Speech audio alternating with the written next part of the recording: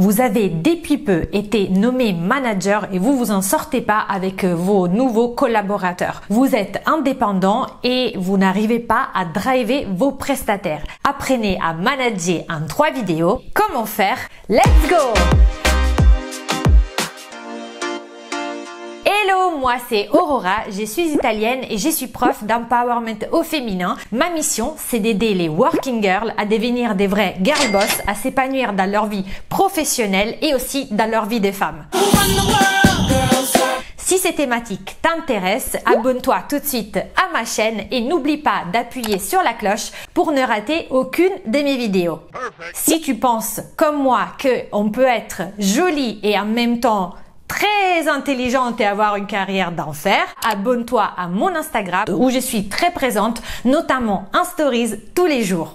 Aujourd'hui, nous nous retrouvons pour la 3e vidéo sur notre cycle management et je suis toujours accompagnée de Sébastien Noulet, coach en management depuis 11 ans, qui était aussi mon ancien coach personnel chez Vente Privée. Si vous voulez savoir l'histoire, allez regarder la vidéo précédente. Nous sommes là pour la 3e vidéo qui est manager avec exigence et bienveillance, car c'est une thématique hyper importante pour réussir dans notre mission de manager. Pour manager avec bienveillance et exigence, on va voir ça en 4 étapes. Le premier point, c'est connaître le moteur de motivation de nos collaborateurs. Le moteur de motivation des collaborateurs, c'est comme le moteur d'une voiture. Si on alimente le moteur avec le mauvais carburant, il y a toutes les chances du monde qui ne fonctionne pas. Donc connaître le moteur de motivation de son collaborateur, c'est savoir ce qui va lui procurer du plaisir dans sa manière de faire son travail, puisque la motivation, c'est prendre du plaisir à faire quelque chose. Est-ce qu'il y a un outil, une technique qu'on pourrait utiliser pour déterminer justement ce moteur de motivation? Oui, et là, ça renvoie à la première vidéo savoir écouter, puisqu'en fonction du vocabulaire utilisé, on va pouvoir identifier des moteurs de motivation différents. Il y a ceux qui ont comme moteur de motivation le pouvoir, c'est-à-dire qu'ils vont demander surtout à être autonomes, pouvoir choisir, prendre des décisions, enfin tout ce qui est autour de l'ordre de la responsabilité et de la décision. Il y a ceux qui ont besoin de briller, donc qui ont besoin de reconnaissance, donc on leur dit qu'ils font bien les choses ou d'être reconnus comme le meilleur, qui vont demander souvent à se comparer aux autres. Il y a ceux qui aiment jouer le défi pour le défi ou la création et l'innovation. Donc eux, généralement, c'est simple de les motiver. Tu vas les voir, tu dis ça t'as jamais fait, tu saurais faire, et là tu vas avoir un sourire qui se dégage, et là tu sais qu'ils vont aller le faire parce que c'est un jeu pour eux. Ou alors inventer des choses, trouver des nouvelles solutions, ils vont adorer. Il y a ceux qui ont besoin de sens et de contribution, donc eux dans leur vocabulaire, ça va être beaucoup mais pourquoi.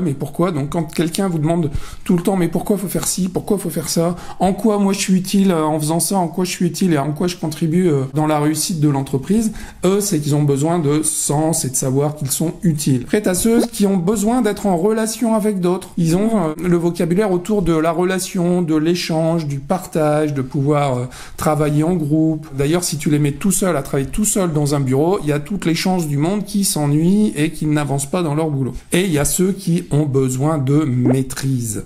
Eux, les termes de sécurité, de pérennisation et ainsi de suite, ils vont y être. Donc il va falloir savoir écouter les gens pour identifier quel vocabulaire ils utilisent pour dire qu'ils prennent du plaisir à faire ce qu'ils font. Ici, on parle sans bullshit.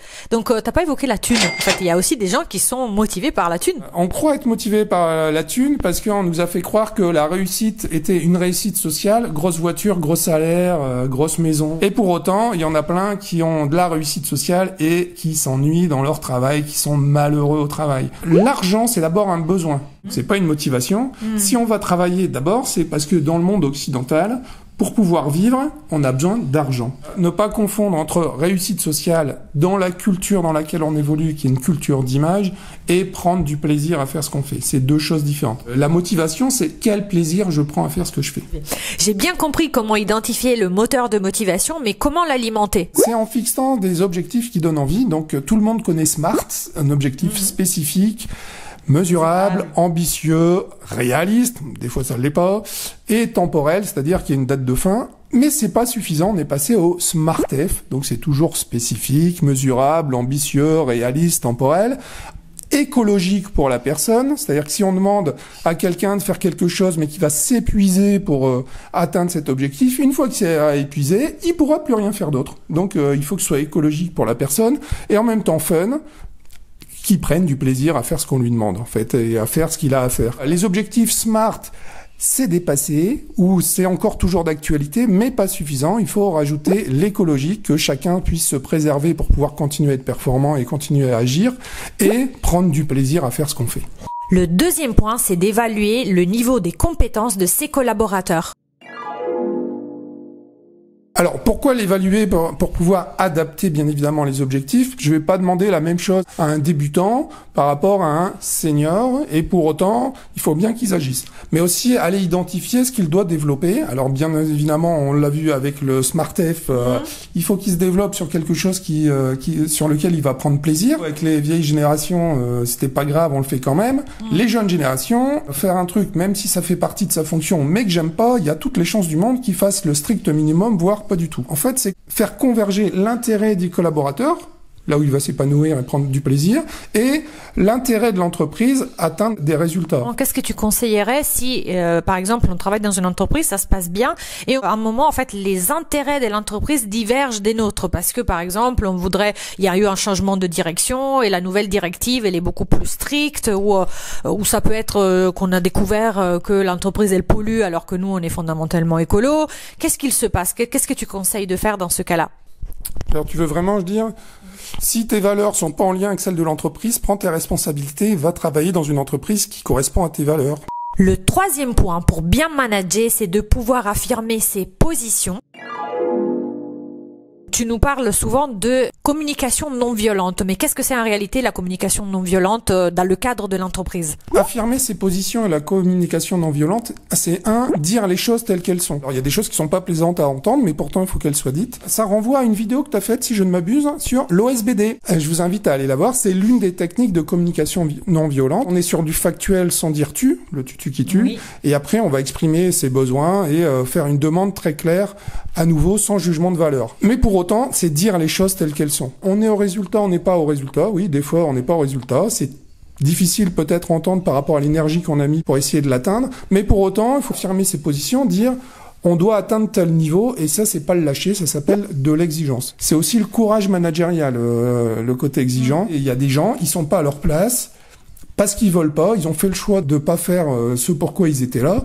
C'est leur responsabilité, et du coup, on peut les accompagner jusqu'à la porte. On accompagne les gens soit dans l'amélioration et dans leur développement, soit vers une autre solution pour eux. Et qu'est-ce qu'il se passe si notre collaborateur ou même un prestataire met toute sa bonne volonté pour réussir dans sa mission? Donc on voit qu'il fait pas exprès, mais il y arrive vraiment pas. Comment faire pour quelque part l'éloigner, comme tu disais, l'accompagner vers la porte, mais sans lui faire de mal, parce que l'objectif c'est pas non plus qu'il se tape une dépression après avoir parlé avec nous. Effectivement, c'est la situation la plus difficile pour le manager. T'as quelqu'un qui n'est pas à la bonne place et pour autant qui fait des efforts, qui donne énormément et qui met énormément d'énergie pour ne pas réussir. À nouveau, c'est dans l'accompagnement, dans l'écoute, je renvoie aux vidéos précédentes, pour aller identifier ce qui lui ferait envie, l'accompagner ou l'engager à faire un bilan de compétences, de l'accompagner vers les RH qui eux aussi ont en principe une écoute, de trouver avec lui ce qui lui correspondrait le mieux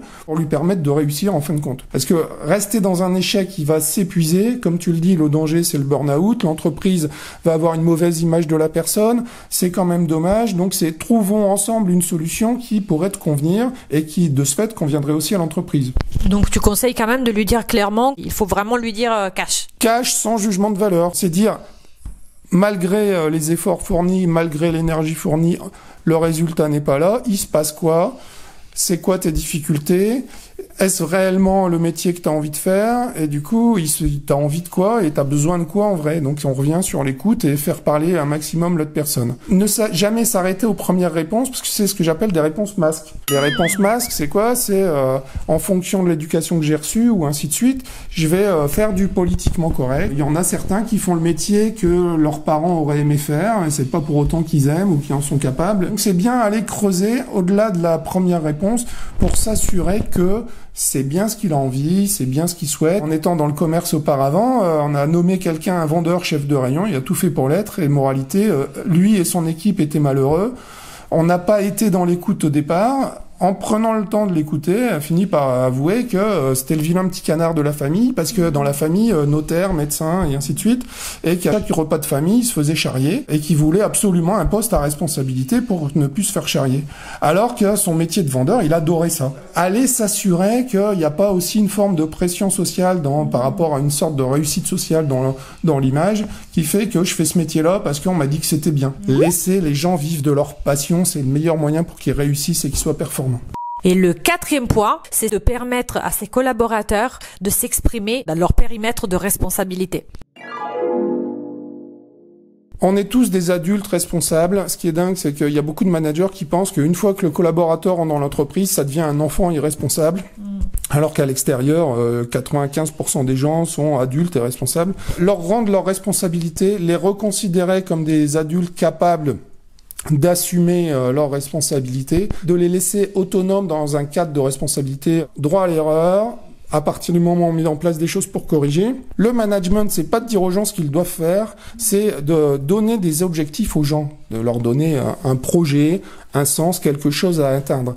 Pour récapituler, pour pouvoir manager avec exigence et bienveillance, le premier point, c'est connaître le moteur de motivation de ses collaborateurs. Le deuxième point, c'est savoir évaluer le niveau des compétences de ses collaborateurs.